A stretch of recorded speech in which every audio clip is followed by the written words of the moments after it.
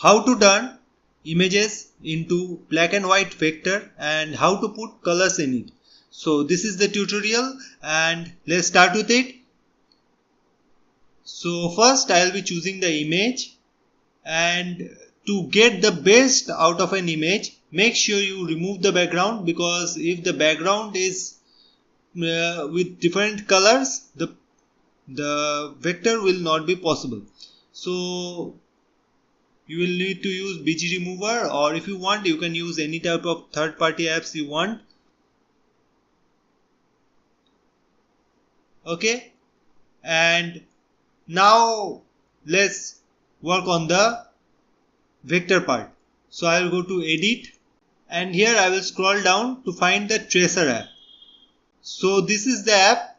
So if you want, you can either select this image, or if you want you can just upload a file. So I will use this black and white one. If you want you can also use the full color one, but that will be not a black and white image, that will be a colorful image. But in this tutorial we are concentrating on this black and white part. So I will click on trace image. So it takes a bit of time and then it makes the proper image for you. And as you can see, it is currently the threshold is in 129. So this is the threshold which is proper for this image. If you want for different image, you just need to work on this threshold to get the best of this tracer app. So for that, if you want like we can change to 135 and see.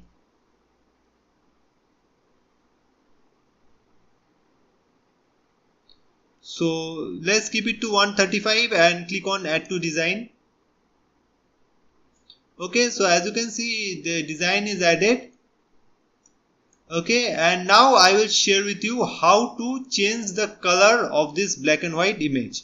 So for that you need to go back and exit the tracer app, and here you need to come to duotone.